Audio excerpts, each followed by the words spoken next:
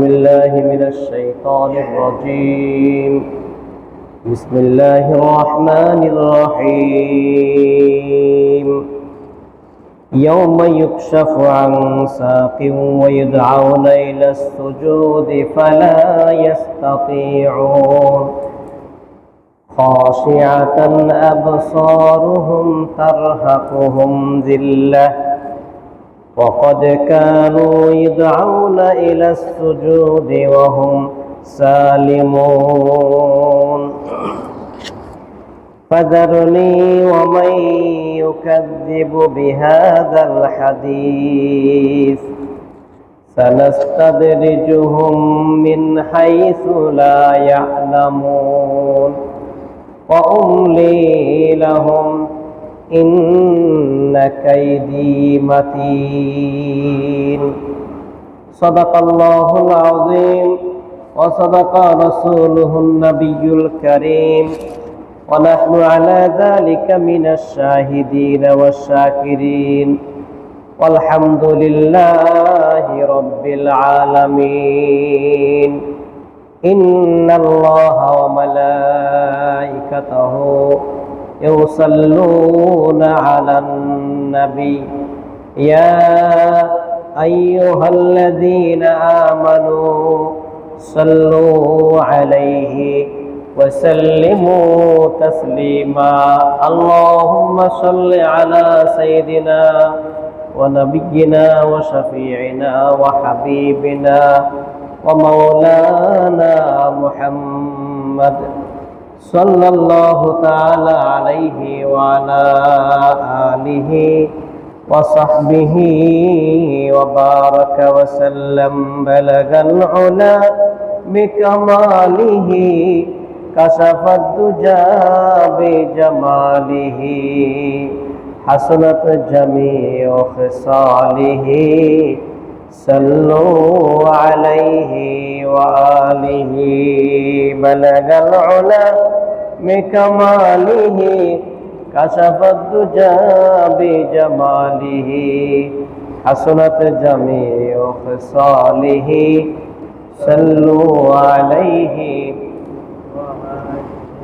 أكبادنا مجروحة من سيف هجر المصطفى طوبى لأهل بلدة فيها النبي المحتشم. بلغ العلا بكماله كشف الدجى بجماله حسنت جميع خصاله صلوا عليه وآله. اللهم صل وسلم وبارك عليه. মুআজ্জাজ মুহতারাম ওয়াজিবুল ইহতিশাম, সম্মানিত মুসল্লিয়ান, রব্বুল আলামিনের আলিশান দরবারে শুকরিয়া যিনি আমাদেরকে মাহে সফর 1447 হিজরির সফর মাসের 21তম তারিখে পবিত্র জুমাত আদা করার নিমিত্তে অত্র মসজিদে হাজির হবার তৌফিক এনায়েত করলেন। মনের সবটুকুন আবেগ অনুভূতি উজাড় করে কায়মন বাক্যে দিল খুলে একবার কালিমাত শুকর আদা করি। সকলে বলে আলহামদুলিল্লাহ। দরুদ সালাম অগণিত অবারিত বর্ষিত হোক রাসূলে দো জাহার প্রতি, যার আলোকিত মতাদর্শ ফলো করলে দুনিয়া ও আখিরাতে কল্যাণের গ্যারান্টি পাওয়া যায়। সেই রাসূলের প্রতি সকলে সংক্ষেপে দরুদ ও সালাম পাঠ করি, বলি সাল্লাল্লাহু আলাইহি ওয়াসাল্লাম। প্রিয় সুধী, আপনারা জানেন এই মাসটি হচ্ছে সফর মাস। সফর শব্দের অর্থ হচ্ছে খালি করা।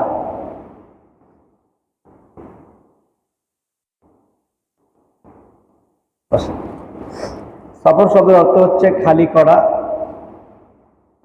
যেহেতু আরবরা এই সময়ে তারা ব্যবসা বাণিজ্যের জন্য বাহিরে যেত, কিংবা তারা লড়াইয়ে লিপ্ত হতো, যুদ্ধ পরিচালনা করত,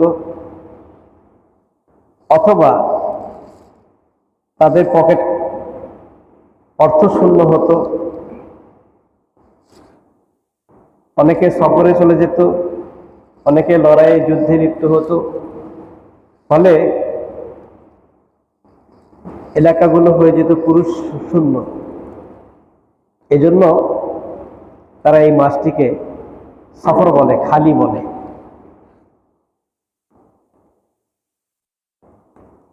সফর মাস সম্পর্কে আইএমএ জাহিলি যুগে কিছু কুসংস্কার রয়েছে। সফর মাসটাকে কেউ কেউ আবার কুলক্ষণে মনে করে। এই সফর মাস আসলে বিয়ে শাদী এগুলো করা থেকে মানুষ বিরত থাকে। রাসূলুল্লাহ সাল্লাল্লাহু আলাইহি ওয়াসাল্লাম বলেন, ইসলামে সোয়াসে বলতে কিছু নেই, ওয়ালা সাফরা, সফরের কুলক্ষণ বলতে কিছু নাই। কাজেই অন্যান্য মাসের যেরকম মর্তবা, অন্যান্য দিনে যেরকম মর্তবা ফজিলত, সফর মাসেও প্রতিটি দিন রাত একই মর্তবা ফজিলতপূর্ণ। সুবহানাল্লাহ ওয়া বিহামদিহি।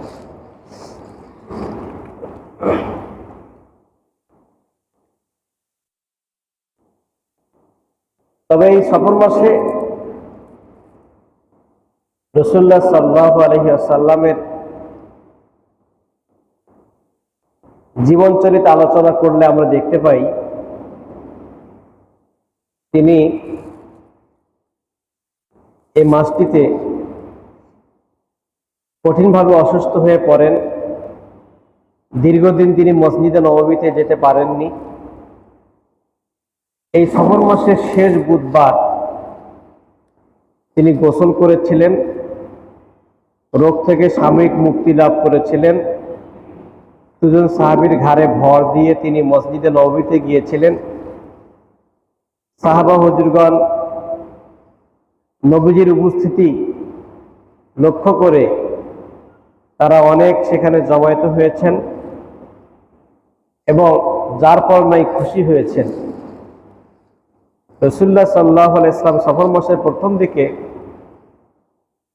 যেটি সহিহ হাদিসের মধ্যে পাওয়া যায়, এই সফর মাসের প্রথম দিকে তিনি ওই উহুদ পাহাড়ের পাদদেশে, যেখানে 70 জন শহীদ সাহাবীর কবর রয়েছে, সোহাদায়ে উহুদ, সেখানে নবীজি জিয়ারত করলেন। এর কয়েকদিন পরে তিনি জান্নাতুল বাকিতে গেলেন, মদিনার কবরস্থান জান্নাতুল বাকি, সেখানে জিয়ারত করলেন। সাথে ছিলেন মুয়াইহাব নামে একজন কৃতদাস ছিলেন। তাকে লক্ষ্য করে রাসূল পাক সাল্লাল্লাহু আলাইহি ওয়াসাল্লাম বললেন, শোনো, আল্লাহ পাক রব্বুল আলামিন তার বান্দাকে গোটা দুনিয়ার ধনভাণ্ডারের চাবিকাঠি দিয়েছেন এবং দুনিয়ায় যতদিন থাকার এখতিয়ার দিয়েছেন, কিন্তু আল্লাহর বান্দা তিনি রফিকে আলা, আল্লাহর সঙ্গে সাক্ষাৎ করার বিষয়টাকে এখতিয়ার করেছেন। তিনি দুনিয়ার ধনভাণ্ডার চান নাই, তিনি দুনিয়ায় বেঁচে থাকবেন তার ইচ্ছা মতো, এটা তিনি চান নাই। তিনি রফিকে আলা, উচ্চতর বন্ধু মহান আল্লাহর সাথে সান্নিধ্য, এটাকে পছন্দ করেছেন। সুবহানাল্লাহ। এরপর তিনি ঘরে ফিরলেন। ঘরে ফিরেই তার স্ত্রী আম্মাজান আয়েশা সিদ্দিকা রাদিয়াল্লাহু আনহা তাকে লক্ষ্য করে বললেন যে, আমার প্রচন্ড মাথা ব্যথা করছে, আমার মাথা গেল। তখন প্রিয় নবী সাল্লাল্লাহু আলাইহি ওয়াসাল্লাম বললেন, আয়েশা, তোমার মাথা নয়, আমার মাথা গেল। এই কথা শোনার সঙ্গে সঙ্গে আম্মাজান আয়েশা সিদ্দিকার মাথা ব্যথা ভালো হলো। রাসূল করিম সাল্লাল্লাহু আলাইহি ওয়াসাল্লাম প্রচন্ড মাথা ব্যথায় আক্রান্ত হলেন, জ্বর তার বেড়ে গেল শরীরে। এভাবে দীর্ঘদিন তিনি অসুস্থ অবস্থায় থাকলেন।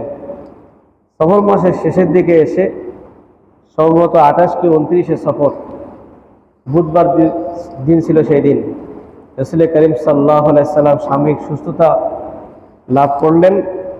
তিনি 7 মশক পানি দিয়ে গোসল করলেন। এরপর তার নাতি ইমাম হাসান হোসেনকে সাথে করে নিয়ে খাবার গ্রহণ করলেন, অনেক কথাবার্তা বললেন, মসজিদে গেলেন। সমবেত মুসল্লিদের দিকে লক্ষ্য করে তিনি একটা খুতবা দিলেন, বক্তব্য দিলেন। এরপর তিনি মাগরিবের নামাজও ওই মসজিদে নববীতে পড়েছেন। এশার নামাজে আর যাইতে পারেন নাই, আবার অসুস্থ হয়ে পড়লেন। এই অসুস্থ অবস্থায় তিনি ইন্তেকাল করেছেন।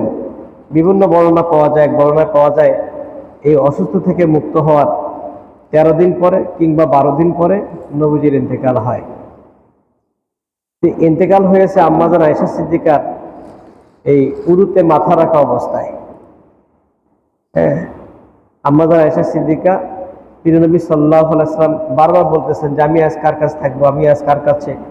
হ্যাঁ, সবাই বুঝতে পারলো তিনি আম্মাজান আয়েশা সিদ্দিকার কাছে যেতে চান। তখন সবাই বললেন না, এই অসুস্থ মুহূর্তে রাসূলুল্লাহ সাল্লাল্লাহু আলাইহি ওয়াসাল্লাম আম্মাজান আয়েশা সিদ্দিকার ঘরেই থাকবেন। এই সিদ্ধান্ত মোতাবেক রাসূল পাক সাল্লাল্লাহু আলাইহি ওয়াসাল্লাম আম্মাজান আয়েশা সিদ্দিকা রাদিয়াল্লাহু তাআলা আনহার ঘরে অবস্থান করতেছিলেন এবং শেষ মুহূর্তে তিনি যে জবানে কথাগুলো বলতেছিলেন সে কথাগুলো হাদিসের মধ্যে আসছে। হ্যাঁ, বিশেষ করে তিনি নামাজের কথা সে সময় বলেছিলেন, সুনানে আবু দাউদের হাদিসের মধ্যে আসছে। তার জবান এখন চলছে না, জিহ্বা ভারী হয়ে আসছে। এই এমত অবস্থায় রাসূল পাক সাল্লাল্লাহু আলাইহি ওয়াসাল্লাম বলতেছেন আসসালা আসসালা, নামাজ নামাজ, অমা মালাকাত আইমানুকুম, এবং তোমাদের অধীনস্থ কর্মচারী দাস দাসী তাদের হক হুকুক তোমরা আদায় করো, তোমরা নামাজ বাদ দিও না। এভাবে তিনি নামাজের প্রতি উৎসাহিত করেছেন। যে রাসূল পাক সাল্লাল্লাহু আলাইহি ওয়াসাল্লাম নামাজ প্রতিষ্ঠার জন্য সংগ্রাম করলেন, সারাটি জীবন চেষ্টা করলেন। জীবনের শেষ বাক্য যার নামাজ ছিল, সেই নামাজ থেকে আজকে আমি নামাজের আহমিয়ত গুরুত্ব নিয়েই আপনাদের সামনে কিছু কথা বলার জন্য আমি হাজির হয়েছি। আল্লাহ পাক রব্বুল আলামিন পবিত্র কোরআনুল কারীমের মধ্যে নামাজের কথা বলেছেন, আকিমুস সালাতা ওয়া আতুজ যাকাতা, তোমরা নামাজ কায়েম করো এবং যাকাত দাও, ওয়ারকাউ মা'র রাকিন, এবং রুকুকারীদের সাথে রুকু করো। আল্লাহ পাক রব্বুল আলামিন এই যে নামাজ নামক ইবাদত, এটা আমাদের উপর ফরজ করে দিয়েছেন।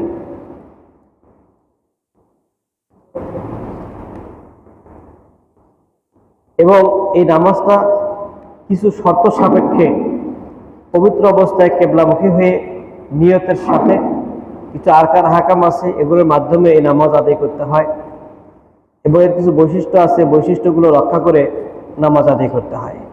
যারা এগুলো যথাযথভাবে আদায় করে তার নামাজ হয় কল্যাণের কারণ, তার নামাজ হয় নাজাতের কারণ, তার নামাজ হয় দলিল, তার নামাজ হয় তার মুক্তির কারণ। আর যারা নামাজের হক হুকুক, এর যে বৈশিষ্ট্য, এর যে সিফত, এগুলো যথাযথভাবে আদায় না করে এমনিতেই বেখেয়ালি মনোভাব নিয়ে নামাজ আদায় করে, তার নামাজ তার জন্য নাজাতের কারণ হবে না, তার নামাজ তার জন্য মুক্তির কারণ হবে না, তার নামাজ তার কবরের আলো দেবে না, ইত্যাদি ইত্যাদি। তো এই নামাজ এটি হচ্ছে আপনার ইসলামের যে 5টা স্তম্ভ রয়েছে তার মধ্যে একটি গুরুত্বপূর্ণ স্তম্ভ। 5 স্তম্ভের মধ্যে গুরুত্বপূর্ণ স্তম্ভ এটি হচ্ছে আর রুকনুস সানি মিন আরকানিল ইসলাম। কালেমা পড়ার পরে একজন মানুষের উপরে যে দ্বিতীয় রকম, যে দ্বিতীয় খুঁটি ইসলামের, সেটি হচ্ছে এই নামাজ। এটা এমন একটা বিষয় এ সম্পর্কে উলামা কেরামের বক্তব্য হচ্ছে ওয়াহিয়া উমুদুল্লাতি ইয়াকুমু আলাইহা দ্বীন, নামাজ এমন একটা ইবাদত যাহার উপর দ্বীন প্রতিষ্ঠিত। সুবহানাল্লাহ বিহামদিহি। তাহলে যার নামাজ ঠিক তার দ্বীনদারি ঠিক আছে, যার নামাজ বেঠিক তার দ্বীনদারি বলতে কিছু নেই। এটাকে বলা হয়েছে যে উমুদুল্লাতি ইয়াকুমু আলাইহা দ্বীন, এটা এমন একটা খুঁটি যেই খুঁটির উপর দ্বীন প্রতিষ্ঠিত। ওয়াইন্নাহা মিনাল ইসলামি বিমানজিদিল রাসি মিনাল জাসাদ, ইসলামের সাথে নামাজের সম্পর্কটা কি রকম? যেমন দেহের সাথে মাথার সম্পর্ক, দেহের সাথে মাথার সম্পর্ক। একটা মানুষের দেহের মধ্যে যদি মাথাটা কেটে ফেলা হয়, তার জীবন যেমন থাকে না, ঠিক তদ্রূপ সে ইসলামের দাবি করতেছে, নামাজ নাই, তার মানে তার ইসলামের খাতায় নামেই নাই। এটি হচ্ছে অবস্থা। যদি মাথা কেটে ফেলা হয় তার জীবন আর থাকে না, ঠিক তদ্রূপ যে মানুষ মুসলমান দাবি করে কিন্তু নামাজ পড়ে না, হ্যাঁ, তার ইসলামের মধ্যে নাম আর থাকে না। এই কারণে রাসূলুল্লাহ সাল্লাল্লাহু আলাইহি ওয়াসাল্লাম হাদিসের মধ্যে বলেছেন যে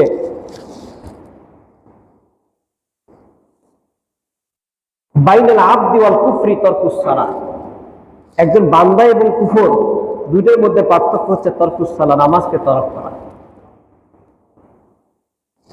নামাজ তরক করলে সে কুফরি করলো, আর নামাজ ধরলে তার ইসলামী পরিচয় নিয়ে এসে চলল। কাজেই কুফর এবং বান্দা দুইটার মাঝে পার্থক্য হচ্ছে নামাজ। যে নামাজ কায়েম করলো সে আল্লাহর বান্দায় পরিণত হলো, আর যে নামাজ পরিত্যাগ করলো ইচ্ছা করব সে কুফরি কাজ করলো। কাজেই নামাজটাকে জীবনে কায়েম করতে হবে। নামাজকে বাদ দিলে তার ইসলামী পরিচয় তার থাকে না। আল্লাহ পাক রব্বুল আলামিন এই নামাজ কায়েম সম্পর্কে বিভিন্ন আয়াতে কারিমা উল্লেখ করেছেন। যেমন সূরা নিসার 103 নম্বর আয়াতের মধ্যে আল্লাহ তাআলা বলেন, ইন্নাস সালাতা কানাত আলাল মুমিনিনা কিতাবাম মাওকুতা, নিশ্চয় নামাজ মুমিনদের উপরে নির্ধারিত সময়ে ফরজ করা হয়েছে। এর একটা নির্ধারিত সময় আছে। সময়ের নামাজ অসময়ে পড়লে এটাকে কাজা বলা হয়। যে সময় আদায় করা দরকার সে সময় আদায় না করে অন্য সময় এটাকে আদা করলে সেটাকে কাজা বলা হয়। ইচ্ছাপূর্বক কেউ যদি এটা করে ওজর ছাড়া, তাহলে তাকে এক নামাজের জন্য 80 হুকবা আযাব ভোগ করতে হবে। এক হুকবা সমান 1 হুকবা 80 হুকবা আযাব তাকে ভোগ করতে হবে। তাহলে 1 হুকবার পরিমাণটা কি রকম? দুনিয়ার 40 বছর, আখিরাতের 1 সেকেন্ড। দুনিয়ার 80 বছর, আখিরাতের 2 সেকেন্ড। এই হিসাব করলে 1 হুকবার পরিমাণ হয় আপনার 2,88,00,000 বছর।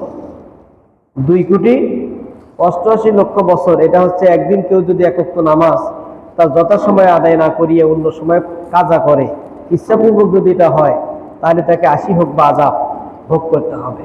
কঠিন কথা না? আল্লাহ পাক রব্বুল আলামিন নামাজের প্রতি অলসতা বর্জন করে নামাজ কায়েম করার তৌফিক দান করেন। সকলে বলি আমিন। সম্মানিত হাজিরিন, নামাজ না পড়ার কারণে কিছু বান্দা জাহান্নামে চলে যাবে।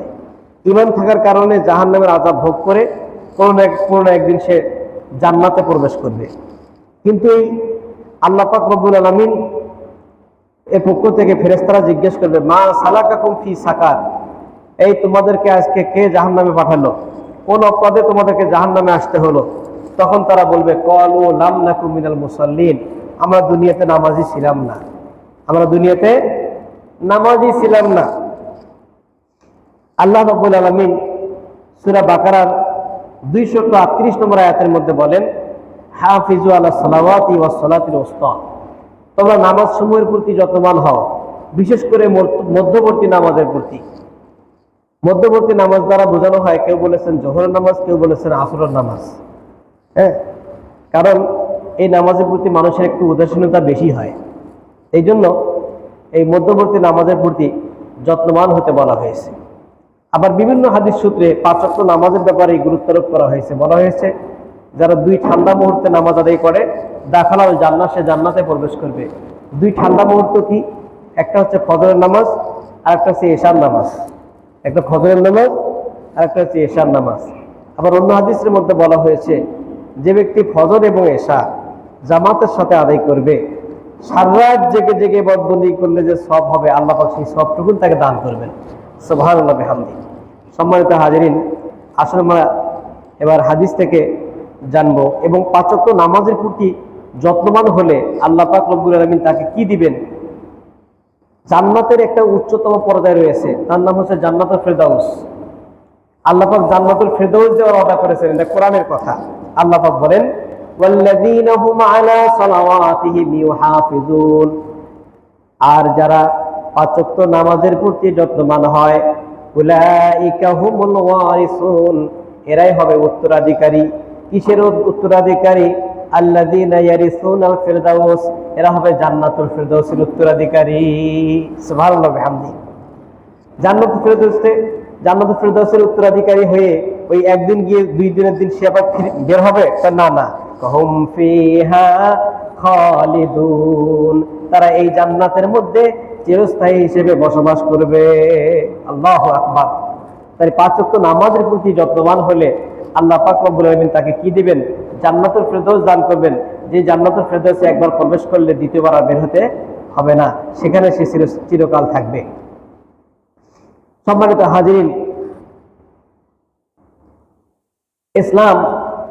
ইসলামের বেনা হচ্ছে পাঁচটি স্তম্ভ। সেই পাঁচটি স্তম্ভের মধ্যে দ্বিতীয় স্তম্ভ হচ্ছে নামাজ। এই পাঁচটি স্তম্ভের কথা সহিহ বুখারী মুসলিমের হাদিসের মধ্যে রয়েছে। রাসূলুল্লাহ সাল্লাল্লাহু আলাইহি ওয়াসাল্লাম বলেন, বুনিয়াল ইসলামু আলা খামসিন শাহাদাতি আল্লা ইলাহা ইল্লাল্লাহ। ইসলাম পাঁচটি বিনার উপর প্রতিষ্ঠিত। এক নম্বর হচ্ছে শাহাদাতি লা ইলাহা ইল্লাল্লাহ, এই কালেমার সাক্ষ্য দেওয়া যে আল্লাহ ছাড়া কোনো মাবুদ নাই। ওয়া আন্না মুহাম্মাদান আবদুহু ওয়া রাসূলুহু, যে মুহাম্মদ সাল্লাল্লাহু আলাইহি ওয়াসাল্লাম তার বান্দা এবং রসুল, এই কালেমার উপর স্বীকৃতি দেওয়া। শুধু লা ইলাহা ইল্লাল্লাহ পড়লে এটা যথেষ্ট হবে না, এর সঙ্গে রিসালাতের স্বীকৃতি দিতে হবে। রিসালাতের স্বীকৃতি, আমার নবীকে মানতে হবে। নবীকে যদি না মানেন, শুধু লা ইলাহা ইল্লাল্লাহ তাওহীদের স্লোগান দিয়ে আপনি মুসলমান হতে পারবেন না। তাওহীদের স্লোগান দিয়ে কেউ মুসলমান হতে পারবে না যতক্ষণ পর্যন্ত রাসূলুল্লাহ সাল্লাল্লাহু আলাইহি ওয়াসাল্লামের রিসালাতের স্বীকৃতি না দেবে। এই যে আমরা টাকা 10 টাকা, 20 টাকা, 100 টাকার নোট, এগুলোর মধ্যে প্রতিটা নোটের মধ্যে গভর্নমেন্টের আছে না, গভর্নরের স্বাক্ষর আছে না? যদি গভর্নরের স্বাক্ষর না থাকে তাহলে ওই টাকাটা কি নোট হবে? ওই নোটটা জাল নোট। জাল নোট নিয়ে বাজারে গেলে আপনি যদি ধরা পড়েন তাহলে কি আযাবের সম্মুখীন হবেন না? শাস্তির সম্মুখীন হবেন না? কাল ইয়াউমে মাহশারে যখন বিচারের কাঠগড়ায় আপনি দাঁড়াবো, শুধু যদি তাওহীদের স্লোগান থাকে, তার পাশে যদি রিসালাত না থাকে, রাসূল করিম সাল্লাল্লাহু আলাইহি ওয়াসাল্লামের রিসালাতের স্বীকৃতি যদি না থাকে, তাহলে আপনি হবেন জাল নোট। এই জন্য শুধু লা ইলাহা ইল্লাল্লাহ বললে হবে না, মুহাম্মাদুর রাসূলুল্লাহ, এই মুহাম্মাদুর রাসূলুল্লাহ এই রিসালাতের স্বীকৃতি আপনাকে দিতে হবে। সম্মানিত হাজিরিন, দ্বিতীয়ত হচ্ছে ইকামিস সালাহ, নামাজ কায়েম করা। নামাজ কায়েমের দুটি অর্থ। একটা হচ্ছে নিজের মধ্যে, সমাজের মধ্যে, দেশের মধ্যে চালু রাখা, জারি রাখা, এটা একটা কায়েমের অর্থ। আরেকটা কায়েমের অর্থ হচ্ছে আপনার ফরজ, ওয়াজিব, সুন্নত, মুস্তাহাব যথাযথভাবে আদায়ের মাধ্যমে যে নামাজ পড়া হয়, এটাকে বলা হয় কায়েম। কাজে দুটি আমাদেরকে করতে হবে, একটা সুন্দরভাবে নামাজ পড়তে হবে, আর এটা চালু রাখতে হবে। চালু রাখাটাকেও কায়েম বলা হয়। 3 নম্বর ওয়াইতাই যাকাত দেওয়া সামর্থ্যবানদের জন্য, ওয়া সাওমি রমজান, রমজানের রোজা রাখা, আর ওয়াল হজ, হজ করা। এই 5টা হচ্ছে ইসলামের বেনা। 5 ওয়াক্ত নামাজ আল্লাহ পাক রব্বুল আলামিন আমাদের উপর ফরজ করে দিয়েছেন। এর ফরজিয়তের ইতিহাস আপনাদের জানা রয়েছে। আল্লাহ পাক রব্বুল আলামিন মূলত 50 ওয়াক্ত নামাজ উম্মতে মুহাম্মাদের জন্য ফরজ করে দিয়েছিলেন। রাসূল পাক সাল্লাল্লাহু আলাইহি ওয়াসাল্লামের সুপারিশের বদৌলতে আল্লাহ পাক রব্বুল আলামিন উম্মতের জন্য এই 50 ওয়াক্ত নামাজকে হালকা করে 5 ওয়াক্তের মধ্যে নিয়ে আসছেন এবং বলেছেন যে আপনার সুপারিশে 50কে 5-এর মধ্যে আনা হলো। তার মানে এই নয় যে আল্লাহ পাকের বিধান পরিবর্তন করা হলো, তা না। আপনার উম্মত 1 ওয়াক্ত নামাজ পড়বে, একে হবে 10 গুণ সওয়াব, সুবহানাল্লাহ বিহামদি। তার মানে 5-এ 5, 10-এ 50, ঠিক আছে, সুবহানাল্লাহ বিহামদি। আপনার উম্মত 5 ওয়াক্ত নামাজ পড়বে কিন্তু ফজিলত পাবে 50 ওয়াক্তের, সুবহানাল্লাহ বিহামদি। নবীজি বলেন, খামসু সালাওয়াতিন ইফতারাদাহুল্লাহু তাআলা, 5 ওয়াক্ত নামাজ যেগুলো আল্লাহ পাক ফরজ করে দিয়েছেন। মান আহসানা উযুআহুন্না, যে ব্যক্তি উত্তম রূপে ওযু করবে, ওয়া সাল্লাহুন্না লিওয়াক্তিহিন্না, এবং ওয়াক্তমতো নামাজ আদায় করবে। উত্তম রূপে ওযু মানে কি? নাপাকি থেকে পাক হওয়া, তহরাত অর্জন। এই তহরাত অর্জন 2 ভাবে। একটা হচ্ছে বাহ্যিক তহরাত, বাহ্যিক নাপাকি থেকে তহরাত অর্জন, আর একটা হচ্ছে আভ্যন্তরীণ নাপাকি থেকে তহরাত অর্জন। একটা হচ্ছে বাহ্যিক নাপাকি থেকে পাক হওয়া, একটা আভ্যন্তরীণ নাপাকি থেকে পাক হওয়া। বাহ্যিক নাপাকি কি? এই যে হাত, পা, মুখ, মন্ডল, মাথা, মাসো, এটা হচ্ছে বাহ্যিকভাবে পবিত্রতা অর্জন। আর আভ্যন্তরীণ নাপাকি থেকে পবিত্রতা অর্জন হচ্ছে অন্তর থেকে শিরক, বেদাত, কুসংস্কার, তারপরে হিংসা, কিনা, লোভ, লালসা, রিয়া, অহংকার, এই সবগুলো আখলাকে রাজিলা অন্তর থেকে দূর করে দিয়ে অন্তরটাকে পবিত্র করতে হবে এক আল্লাহর জন্য। এটা হচ্ছে আভ্যন্তরীণ নাপাকি থেকে মুক্ত হওয়া। তাহলে বাহ্যিক নাপাকি দূর করার পাশাপাশি আভ্যন্তরীণ নাপাকিও আপনাকে আমাকে দূর করতে হবে। এভাবে যদি সে পরিপূর্ণভাবে নিজেকে পবিত্র করে নামাজের মধ্যে দণ্ডায়মান হয়, ওয়াসাল্লাহুন্না লিওয়াক্তিহিন্না, ওয়াক্তমতো নামাজ করে, নামাজ আদায় করে, ওয়া আতাম্মা রুকুআহুন্না, ভালোভাবে রুকু। অনেকে রুকুটা ঠিক মতো দেয় না, হ্যাঁ, পিঠ মাথা কোমর যে সমান হয়ে থাকবে তা হয় না। দেখা যায় কেউ উঁচু হয়ে থাকে, কেউ মাথার একেবারে বেশি নিচু করে ফেলায়, সমান হয় না। যে এমন সমান হবে যেন মাঝখানে পানি ঢেলে দিলে বরাবর হয়ে থাকে, এরকম সমান হতে হবে। হ্যাঁ, এটা একটা কিন্তু মানে প্রশিক্ষণ, এটা একটা কি বলবো, আল্লাহ পাক রব্বুল আমিন সরাসরি জিবরাইল ফেরেশতাকে পাঠিয়ে দিয়ে নবীজিকে নামাজ পড়া শিখিয়েছেন কিভাবে রুকু করবে। আতাম্মা রুকুআহুন্না, নবীজি বলেন যে ব্যক্তি সুন্দর করে রুকু করবে, খুশুআহুন্না, এবং নামাজের মধ্যে ভয় ভয় হৃদয় নিয়ে নামাজ আদায় করবে। এখন হৃদয়ের খবর জানেন কে? আল্লাহ তাআলা। এই হৃদয়টাকে সুন্দর করতে হলে কি করতে হবে? হালাল হালাল কামাই খাইতে হবে। আপনি যদি হারাম খেয়ে নামাজে দাঁড়ান তাহলে কখনো অন্তরের মধ্যে ভয় ঢুকবে না। হারাম খাইলে অন্তরে ভয় থাকে না, আল্লাহর ভয় দূর হয়ে যায়, আল্লাহর ভয় দূর হয়ে যায়, আর শয়তানের ভয় সৃষ্টি হয়ে যায়। শয়তান যা কয় তাই আপনি শোনেন। কাজেই অন্তরের মধ্যে ভয় সৃষ্টি করতে হলে কি করতে হবে? হালাল রুজি খেয়ে নামাজে আসতে হবে, হালাল উপায়ে আপনাকে কামাই করতে হবে, অর্জন করতে হবে। তো এইভাবে যদি খুশু খুশুর সাথে আপনি নামাজ পড়েন, নবীজি বলেন কান আল্লাহু আলাল্লাহি আহাদুন, ওই ব্যক্তির জন্য আল্লাহ পাকের প্রতিশ্রুতি রয়েছে। আল্লাহ পাকের প্রতিশ্রুতি রয়েছে। কি প্রতিশ্রুতি? আইয়াগফিরা লাহু, আল্লাহ পাক রব্বুল আমিন তার জীবনের ছোটখাটো সমস্ত অপরাধ মাফ করে দিবেন। সুবহানাল্লাহ বিহামদিহি। তাহলে কি করতে হবে আমাদেরকে?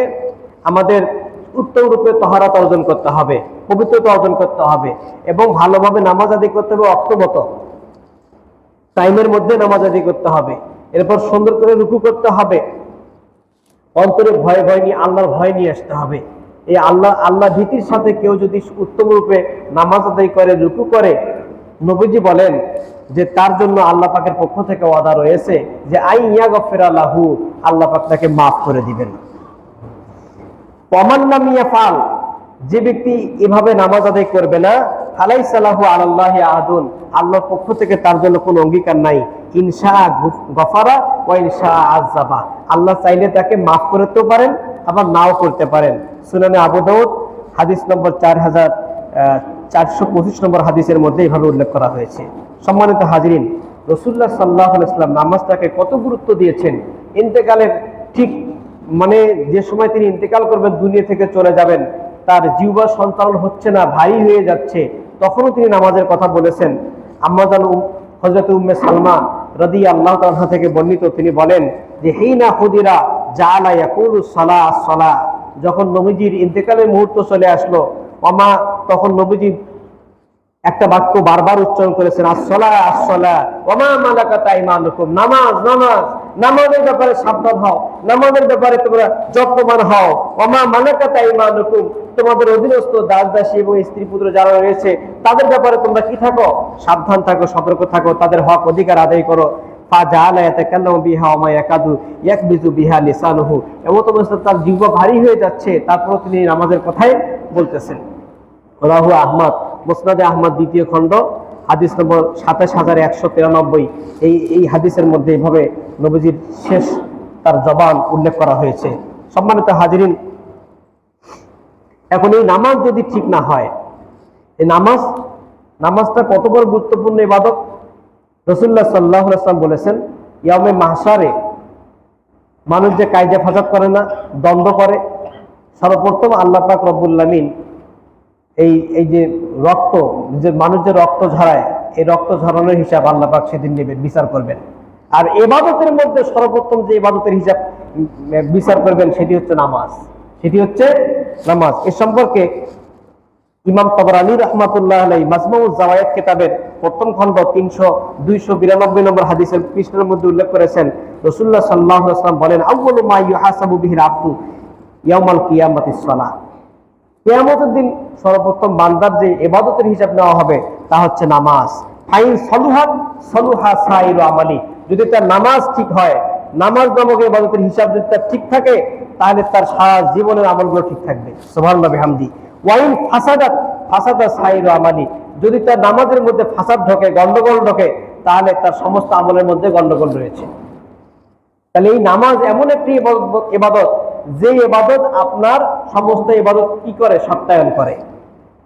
আপনি যদি আজকে ফজর ঠিক মতো পড়তে না পারেন, দেখবেন জোহরের মধ্যে অলসতা আসবে, আসরেও অলসতা আসবে, মাগরিবেও অলসতা আসবে। নবীজি বলেছেন, যে ব্যক্তি ফজর নামাজ জামাতের সাথে পড়বে, ফাহুয়া ফি জিম্মাতিল্লাহ, সে সারাটা দিন আল্লাহ পাকের জিম্মায় থেকে যাবে। সুবহানাল্লাহ। আমরা কি সবাই ফজর নামাজ জামাতে পড়তে পারছি? পারি নাই। সবাই পড়তে পারি নাই। তাহলে আল্লাহর জিম্মায় কিভাবে থাকবো? আল্লাহর জিম্মায় থেকে যে কাজগুলো হবে সেটা ভালো হবে না? অবশ্যই ভালো হবে। কারণ আল্লাহর জিম্মায় আপনি নাই, তাহলে বাকি আমলগুলো ঠিক থাকবে? ঠিক থাকবে না। এই জন্য নবীজি বলেন, যার নামাজ ঠিক তার সাইরু আমালি, তার সমস্ত আমল ঠিক। আর যার নামাজ ব্যাঠিক, সমস্ত আমল তার ব্যাঠিক হয়ে যাবে। কাজে নামাজটাকে আমাদের ঠিক করতে হবে। সম্মানিত হাজরিন, আপনি আমি যদি নামাজ ঠিক মতো আদায় করি, এই নামাজ কি হবে? আমাদের জন্য নূর হবে, অন্ধকারের বাতি হবে। এই নামাজ আমাদের নাজাতের জন্য দলিল হবে।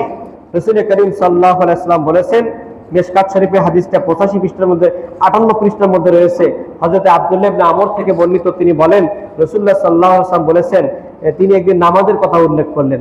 উল্লেখ করে বলতে লাগলেন, মান হাফাজা আলাইহা কানাত লাহু নূরান ওয়া বুরহানান, যে ব্যক্তি নামাজ, পাঁচ ওয়াক্ত নামাজে যত্নবান হবে, কানাত লাহু নূরান ওয়া বুরহানান, এই নামাজ তার অন্ধকারে কবরে আলো হয়ে যাবে। সুবহানাল্লাহ বিহামদি। ওয়া বুরহানান, এটা তার জন্য দলিল হবে। ওয়া নাজাতান ইয়াউমাল কিয়ামা, কিয়ামতের দিনে তার নাজাতের উসিলা হবে। ওয়া মান লাম ইউহাফিজ আলাইহা, যে ব্যক্তি নামাজের প্রতি যত্নবান হবে না, আলস্য ধরে নামাজে এক ওয়াক্ত ছাড়বে, আর এক ওয়াক্ত ধরবে, এরকম অবস্থা হবে। আল্লাহ পাক কোরআনে বলেছেন, ফাওয়াইলুল লিল মুসাল্লিন, ওই সমস্ত নামাজীদের জন্য ওয়াইল, বড়ই দুর্ভোগ, আল্লাযীনা হুম আন সালাতিহিম সাহুন, যারা তাদের নিজেদের নামাজ সম্পর্কে উদাসীন। নিজেদের নামাজ সম্পর্কে উদাসীন, তাদের জন্য চরম দুর্ভোগ হবে। চরম দুর্ভোগটা কি? নবীজি বলেন, যে ব্যক্তি নামাজের প্রতি উদাসীন থাকবে, লাম তাকুন লাহু নূরান, এই নামাজ তার কবরের বাতি হবে না। ওয়ালা বুরহানান, তার জন্য এটা দলিল হবে না। ওয়ালা নাজাতান, এবং কিয়ামতের দিনে নাজাতের উসিলাও হবে না। তাহলে কি হবে? এই নামাজ ওয়া কানা ইয়াউমাল কিয়ামাতি, এরকম অমনোযোগিতার সাথে নামাজ পড়ার কারণে এই ব্যক্তিটা কাল কিয়ামতের দিনে হবে মা করুন, ওয়া ফিরাউন, ওয়া হামান, ওয়া উবাই ইবনে খালদ। এই চারজন ইসলামের আল্লাহর বড় দুশমন, চারজনের নাম এখানে নবীজি উল্লেখ করলেন। সে ফিরাউনের কাতারে থাকবে, সে করুনের সাথে থাকবে, তারপর ওয়া হামান, হামানের সাথে থাকবে, ওয়া উবাই ইবনে খালদ, উবাই ইবনে খালদের সাথে থাকবে। এই চারজনের নাম উল্লেখ করলেন। এই চারজন কেন? এর ব্যাখ্যা আছে। করুন, সে সারা জীবন সম্পদ কি করেছে? সম্পদ সে সঞ্চয় করেছে। সারা জীবন সে সম্পদ সঞ্চয় করেছে। সে সম্পদ সঞ্চয় করতে গিয়ে সে যাকাত দেয় নাই, সে নামাজ আদায় করে নাই। সম্পদ আহরণ করতে গিয়ে সে আল্লাহর বিধিবিধানের কথা ভুলে গেছে, সে আখিরাত ভুলে গেছে। এই কারণের যে দশা হবে কাল কিয়ামতের দিনে, যারা ঠিক মতো নামাজ আদায় করবে না, তার অবস্থা সেরকম হবে। ও ফেরাউন দুনিয়াতে সে অহংকার প্রদর্শন করেছে, সে নিজেকে খোদা বলে দাবি করেছে। যারা নামাজ পড়বে না, এরা হচ্ছে অহংকারী, তারা যেন আল্লাহর সামনে অহংকার করে ঘুরে বেড়ায়। এদের স্থান হবে ফেরাউনের সাথে। ও হামান ছিল হচ্ছে ওজিরু ফেরাউন, ফেরাউনের ওজির ছিল, ফেরাউনের উপদেষ্টা। ফেরাউনকে সে উপদেশ দিত কিসের আশায়? ক্ষমতা পাওয়ার আশায়। ক্ষমতা পাওয়ার আশায়। এই হামানের যে দশা হবে, নামাজের প্রতি যারা অলসতা করবে, কাল কিয়ামতের দিন তাদের দশা সেরকম হবে। ওয়া উবাই ইবনে খালদ, নবীজি বলছেন সে কাল কিয়ামতের দিনে উবাই ইবনে খালদের কাতারে শামিল হবে। তার মানে কি? উবাই ইবনে খালদ ছিল নবী পাক সাল্লাল্লাহু আলাইহি ওয়াসাল্লামের চরম পরম দুশমন। তাহলে যারা রাসূল করিম সাল্লাল্লাহু আলাইহি ওয়াসাল্লামের উম্মত দাবিদার কিন্তু নামাজ আদায় করে না, তারা যেন উবাই ইবনে খালদের মতো, তারা যেন উবাই ইবনে খালদের মতো। অতএব পাঁচ ওয়াক্ত নামাজের প্রতি আমাদের যত্নবান হতে হবে। সম্মানিত হাজিরিন, রাসূল পাক সাল্লাল্লাহু আলাইহি ওয়াসাল্লাম এবার একজন সাহাবীকে তিনি লক্ষ্য করে কিছু নসিহত করলেন, যেটি মিশকাতুল মাসাবি কিতাবের 59 পৃষ্ঠার মধ্যে লেখা আছে। ওয়ান আবু দারদা ক্বালা আওসানি খলিলি, হযরত আবু দারদা রাদিয়াল্লাহু তাআলা থেকে বর্ণিত, তিনি বলেন, আমার বন্ধু মুহাম্মদ সাল্লাল্লাহু আলাইহি ওয়াসাল্লাম আমাকে কিছু উপদেশ দিলেন। তার মধ্যে উপদেশ হচ্ছে এরকম, আল্লাহ তুশরিক বিল্লাহি শাইআ, তুমি আল্লাহর সাথে শরীক করবে না। ওয়াইন কুতিতা ওয়া হুররিকতা, তোমাকে যদি কেটে টুকরো টুকরো করা হয় তারপরে তুমি আল্লাহর সাথে শরীক করবে না। তোমাকে যদি আগুনে পুড়িয়ে দেওয়া হয় তারপরে তুমি আল্লাহর সাথে শরীক করবে না। ওয়ালা তাতরুক সালাতান মাকতুবাতান মুতাআম্মিদান, ইচ্ছা করে তুমি কখনো ফরজ নামাজ ত্যাগ করবা না, ইচ্ছা করে ফরজ নামাজ ছেড়ে দিবা না। ফামান তারাকাহা মুতাআম্মিদান, যে ব্যক্তি ইচ্ছা করে ফরজ নামাজ ছেড়ে দিল, ফাকাত বারিয়াত মিনহু জিম্মা, তার থেকে আল্লাহ পাকের জিম্মাদারি উঠিয়ে নেওয়া হলো। তার মানে কি, আল্লাহর জিম্মা যেখানে থাকে না সেখানে জিম্মাদারি কার? শয়তানের। শয়তান তখন আপনাকে তার দলভুক্ত করে নেয়, আর শয়তানের দলভুক্ত হলে তার স্থান কোথায় হবে? জাহান্নামে হবে। এজন্য খুবই সাবধান থাকতে হবে, সতর্ক থাকতে হবে। সম্মানিত হাজরিন, ইয়াউমে মাহশারে সেই দিনটা হবে বিভীষিকাময় দিন। সেদিন বিভীষিকাময় দিন হবে। আল্লাহ সুবহানাহু ওয়া তাআলা সর্বোত্তম নামাজের হিসাব নেবেন। সেদিন আল্লাহ পাক রব্বুল আলামিন বিচার ফয়সালা করার জন্য তার পা মুবারক, আল্লাহ পাক রব্বুল আলামিন তার পা ছাক প্রকাশ করে দিবেন। আল্লাহ পাকের এই পা মুবারক দেখার সঙ্গে দুনিয়ার কোনো মানুষের পায়ের মতন না। এটা আবার ভাবিয়েন না আল্লাহ পাক অমুকের মতন তমুকের মতন, এই কথা বললে বসাই হয়ে যাবে। আল্লাহ আল্লাহর মতো, আল্লাহ আল্লাহর মতো, এটা হচ্ছে আকীদা। আল্লাহ পাক রব্বুল আলামিন সেদিন তার পায়ের ছাপ প্রকাশ করে দিবেন। দেওয়ার সঙ্গে সঙ্গে সমস্ত মুমিন মুমিনাত তারা আল্লাহ পাকের সে পায়ে সেজদায় পড়ে যাবে, সবাই সেজদায় পড়ে যাবে। কিন্তু ওই সমস্ত নামাজিরা সেজদা দিতে চাইলেও সাজদা দিতে পারবে না, যারা দুনিয়াতে সঠিকভাবে নামাজ আদায় করে নাই, সঠিকভাবে নামাজ আদায় করে নাই। আল্লাহ পাক বলেন, ইয়াউমা ইউকশাফু আন সাকিন ওয়া ইউদআউনা ইলা সুজুদি ফালা ইস্তাতিউন, সেদিন আল্লাহ পাক রব্বুল আলামিনের সাত মুবারক প্রকাশ করে দেওয়া হবে। ইউদআউনা ইলা সুজুদি, তাদেরকে সাজদা করার জন্য ডাকা হবে। ফালা ইস্তাতিউন, তারা আল্লাহ পাক রব্বুল আলামিনকে সাজদা করতে সক্ষম হবে না। খাশিয়াতান আবসারুহুম তারহাকুহুম জিল্লাহ, তারা অপমানিত হয়ে একবার লজ্জিত লাঞ্ছিত হয়ে থাকবে।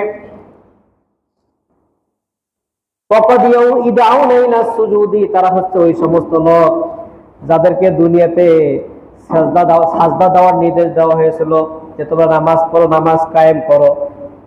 অহুম সালিমুন, তারা সক্ষম থাকা সত্ত্বেও দুনিয়াতে নামাজ কায়েম করে নাই। সক্ষম থাকা সত্ত্বেও দুনিয়াতে নামাজ পড়ে নাই। নামাজ পড়লেও অমনোযোগিতার সাথে নামাজ পড়েছে, বেখেয়ালে নামাজ পড়েছে।